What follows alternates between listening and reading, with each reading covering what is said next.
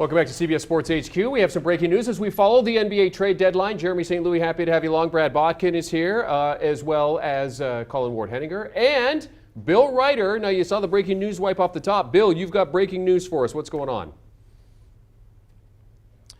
Yeah, I can confirm that the good news in Golden State, Gary Payton II, I know he doesn't like to be called the Mitten, but he is coming back to Golden State for a bevy of second-round picks. Kevin Knox, it sounds like, and I don't have that part of the report confirmed from ESPN, but I can tell you that Gary Payton II is coming back. He has returned. He's going to be a Warrior again. Obviously, a huge amount of help for a team that had a lot of success with GP2 when he was there.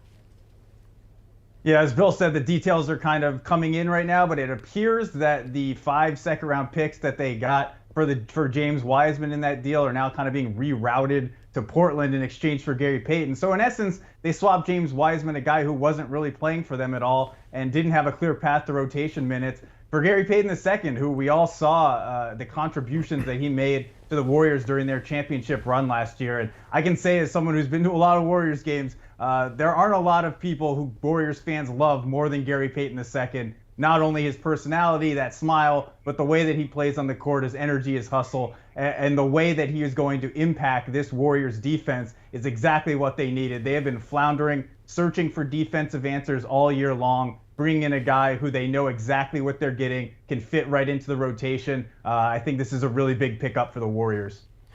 Yeah, guys, I'm with you. Over a 24-hour span, we've seen Kevin Durant get traded, Kyrie Irving getting traded, but I can't hide my fandom. I'm a Northern California guy. This is the biggest deal to me. This is the biggest deal. Gary Payton II, Colin's right on.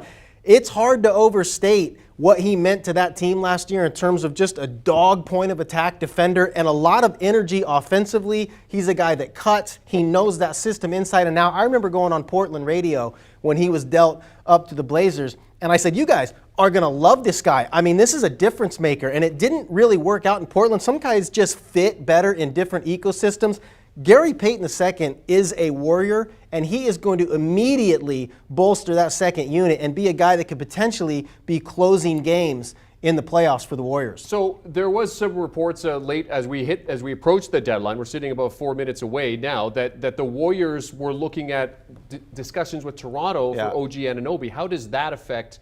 Or how is that affected by this move? Well, join the list with Anunoby. I mean, it's not just the Warriors. There's a ton of teams that are in the market for him. I don't think the Warriors, in the end, me and Bill were talking about this off air, they probably don't have enough to get him. This is a guy that Toronto has said, we want 3 first-round picks and valuable first-round picks, not to mention maybe a good rotational player going back. So, listen, the Warriors have, well, a couple minutes here. We'll see if Bob Myers can pull some magic, but I don't think they have the assets to go and get somebody like that. I think they kind of salvaged their deadline here by getting off the James Wiseman money and getting that cloud over their head gone and getting a guy back in Gary Payton. I really like this move. Yeah, as you guys have talked about, just getting Wiseman out certainly is something that helps the team from a financial standpoint, certainly this year, and as they head into next year. Okay, Brad Botkin, Bill Ryder, and Colin Ward-Henninger here. We are approaching the NBA trade deadline.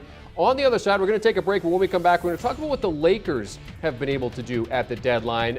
Bill certainly probably has lots of insight on that. Stay with us. HQ continues after this. No politics. Hit the subscribe button and never miss a moment.